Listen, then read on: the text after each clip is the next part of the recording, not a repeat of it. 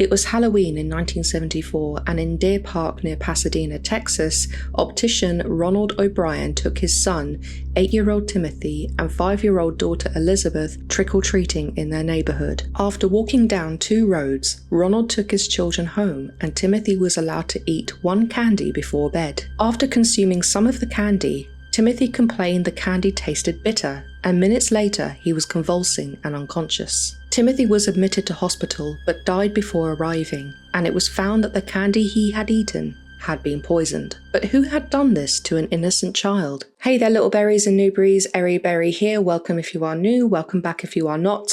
Before exploring this case, I wish to thank both the subscribers, the little berries, and the channel members, the newberries. If you want to become a member of Eri Berry True Crime, please click the join button below, the link above, or the link in the description. It costs £2.99 a month, and for that you receive early access to videos and member-only content. If you would still like the perks but don't wish to join YouTube, I have a Patreon, and the link to my Patreon is in the description or above. If you don't wish to do either of these things, just you watching helps, as well as clicking the like button if you are so inclined, and subscribing, which is free. The trigger warnings for this case involve the intentional poisoning and murder of a child and capital punishment. There is no disrespect intended to people involved in this case. This incident took place at Halloween, with Halloween being specifically relevant to the crime itself, and so there is no intention to trivialize the nature of the case by uploading the video at the time of and mentioning Halloween. Information in this video is based on what I have researched online and in the public domain. Corrections are welcome with sources cited. Ever since the mass production of industrial sweets and candy, urban legends of a madman poisoning sweets and confectionery have circulated. This began as a myth that spread within the United States and were rumoured to be poisoning within factories, in shops, or people tampering with sweets and candy at home. This anxiety was not only something that parents felt could happen to their children at any time,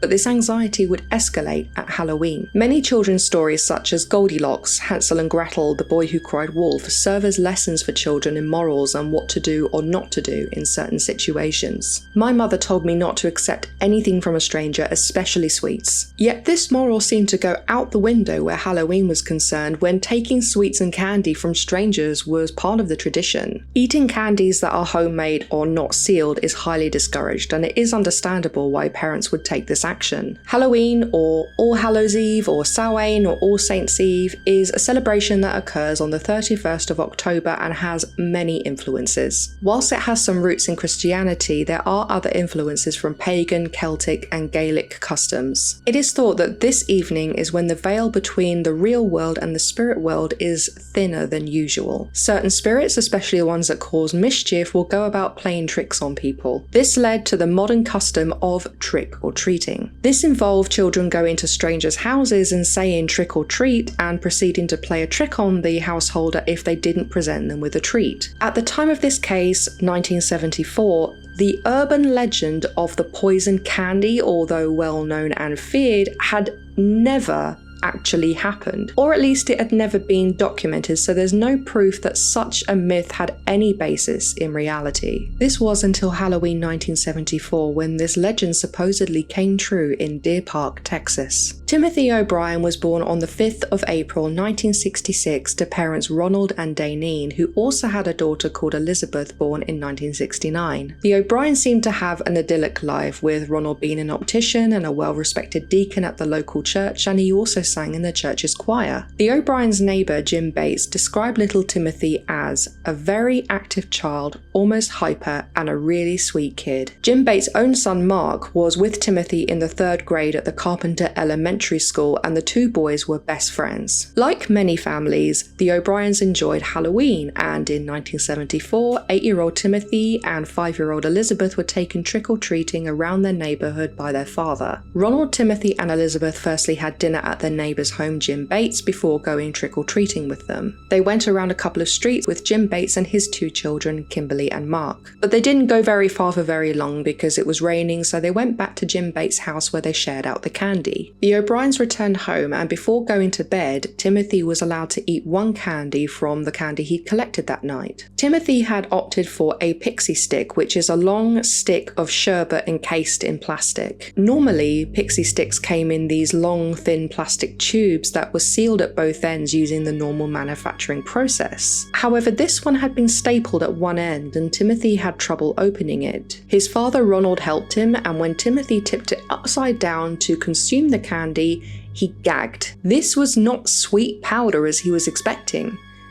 This was very bitter, he said. Timothy did not eat any more of that Pixy Stick, and because of the complaint of how bitter it was, his father gave him a Kool-Aid to wash away the taste. Shortly after, Timothy started to go to bed, but he couldn't get comfortable as his stomach was really hurting. Timothy ran to the bathroom and was violently sick, and then had what appeared to be a seizure. 911 was called and the little boy was rushed to hospital, but sadly efforts to save Timothy O'Bryan failed, and he was pronounced dead on the 31st of October in 1974. He was 8 years old. Why a healthy 8-year-old child had suddenly started vomiting violently and then convulsing and then died in such an unusual event, this was very odd, so an autopsy had to be held. When this took place, one of the pathologists noticed a very strange smell emanating from the little boy's body. If you remember one of the previous cases covered on this channel, the Excedrin murders, this involved 2 people that had been killed with cyanide. The way it was detected was that when one of the pathologists examined the body, they could smell bitter almonds. This smell indicates the presence of cyanide, and only certain people can detect it, which is based on genetics, so you either can or you can't. After the necessary testing, it was determined that Timothy O'Bryan had died after consuming enough potassium cyanide to kill 2 full-grown adults. So the poor boy had no chance, no matter how much medical attention he received. Timothy O'Bryan's death had been ruled a homicide, and what he had consumed leading up to his death was reviewed. He had dinner earlier that day, but everybody had dinner and nobody else had had any kind of seizure or vomiting as a result of eating the same dinner. So the answer laid with the Kool-Aid and the Pixy Stick. The Kool-Aid did not contain any cyanide, but cyanide was indeed present in the Pixy Stick. The Pixy Stick, although a branded product, had been opened and 2 inches of candy had been emptied and replaced with potassium cyanide. The person who did this had cut it open with scissors, put the cyanide in, and then folded it over and then stapled it shut. This stick was given to Timothy O'Bryan while he was out trick-or-treating with his father, sister, and neighbours. However, there was a huge urgency because it turned out that Timothy O'Bryan's Pixy Stick was not the only one given out. Ronald O'Bryan said that the occupant of the house from which the stick came had given him 5 Pixy Sticks, all of which had been sealed with a staple. Timothy had one, his sister Elizabeth had one, but she hadn't eaten hers as she'd gone to bed before Timothy had eaten his. 2 sticks were handed to the Bates children, Kimberly and Mark, and another stick to a 5th neighbourhood child who'd gone over to the O'Brien's house. Neither Elizabeth, the 2 Bates children, nor this other child had been admitted to hospital with the same symptoms that Timothy had. The race was on to save these children, and Elizabeth hadn't consumed hers, but they had to find the other 3. One of the children came frighteningly close, for he had tried to get the staple off. He couldn't do so, so he fell asleep holding the Pixy Stick. All 4 of these Pixy Sticks contained the same cyanide. They'd been cut,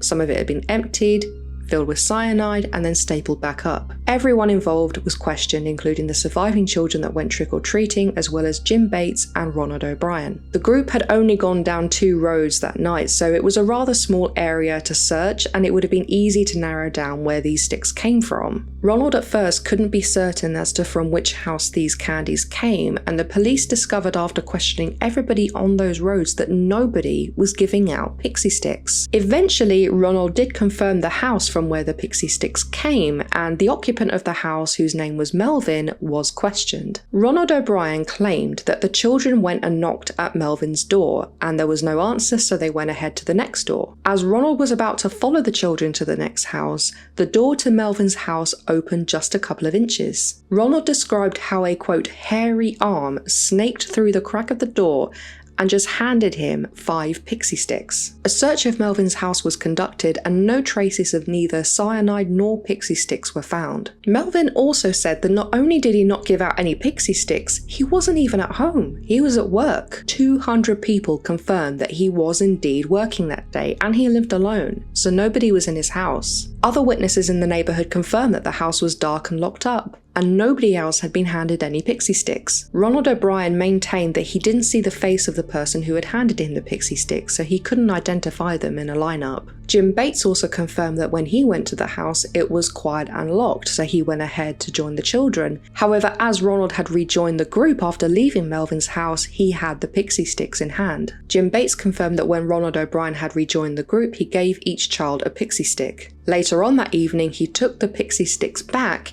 he went to his car, came back, and then redistributed the Pixy Stix, which was very odd. Who was in Melvin's house? He lived alone, and he said nobody else was there. It was all locked and quiet, so had somebody snuck in? Other parents and children who knocked on the house confirmed they didn't receive an answer from there, nor had they received any Pixy Stix. The door wasn't open to the children when they knocked. It was only opened after they left, when Ronald O'Bryan was still lingering on the porch. This left a number of questions, such as, if this wasn't the house, then which house was it? It seemed convenient that the person who handed Ronald O'Bryan these Pixy Stix did not show their face and the house was dark. But as no other house in that neighbourhood was giving out Pixy Stix, the only lead they had was the testimony of Ronald O'Bryan. Ronald O'Bryan had shown real devastation when he was told at the hospital that his son had passed away. In fact, he was so hysterical that the staff thought that maybe he had been poisoned, so they laid him down so they could pump his stomach. At this point, Ronald stood up and calmly said that he hadn't been poisoned, so pumping his stomach was not necessary. How could Ronald O'Bryan be so certain that he had not been poisoned, or whether anyone else had or had not been either? So rather than look for who this person was in Melvin's house,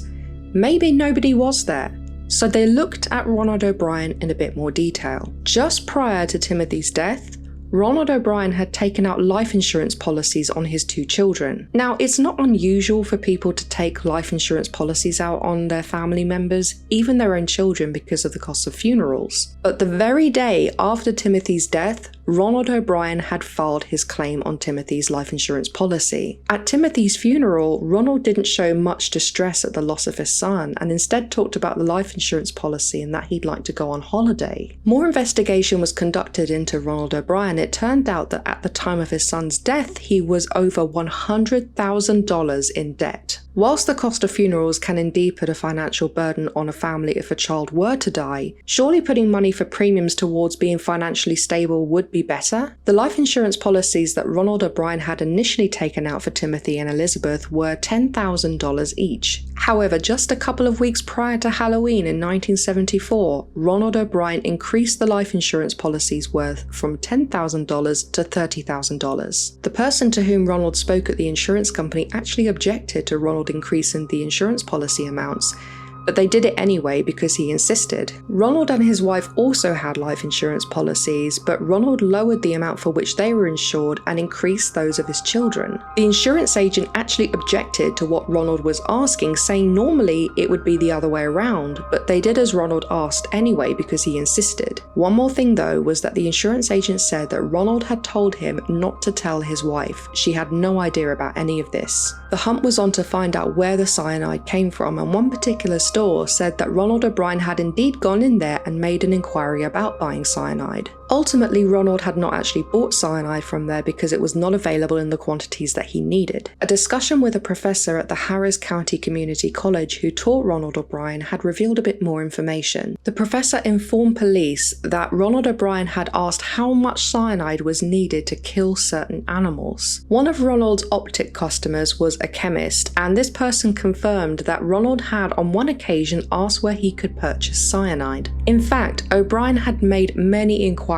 with different people about cyanide, and several came forward after seeing Timothy's death on the news. If you remember, the Pixy Stick had actually been cut open, candy poured out, replaced with cyanide, and then folded and stapled. A search of the O'Bryan household unveiled a pair of scissors that matched the cuts on the Pixy Stix and showed traces of Pixy Stix candy still on the blades. Within the house was also found a stapler which O'Bryan had bragged about having before Halloween, saying what an impressive model it was. As we can imagine, the staples and the stapler matched those on the Pixy Stix. If O'Bryan had indeed intentionally poisoned and murdered his son in order to get the life insurance policies, he also intended for 4 other children to die. The murder of his own son and potentially his daughter would have allowed him to collect $60,000 on life insurance. In murdering the other children, Bates' 2 children and the other child that came round, he wouldn't have had anything to gain financially from that, other than to move suspicion away from him and blame it on an urban legend coming true. Ronald O'Bryan was also in trouble at work and was potentially going to lose his job. That would have placed more financial burden and responsibility on him. This wasn't a new issue for Ronald. He had a history of losing jobs. He'd had 21 jobs over a 10-year period. His financial situation was so bad that he was about to lose his car and his home, so he would have been declared bankrupt. Being declared bankrupt would have been devastating for Ronald and his family, but wouldn't have been the worst thing that could happen to anyone. He was more than prepared to murder his own child and other children to gain financially than be bankrupt. Ronald may not have cared about his children and the others, but what about his wife? Did he think she'd be ready to take a holiday after losing their son? And what about Elizabeth? It was unclear why she too hadn't been given the Pixy Stick that night. She wouldn't have been given it anyway because it'd been confiscated by the police,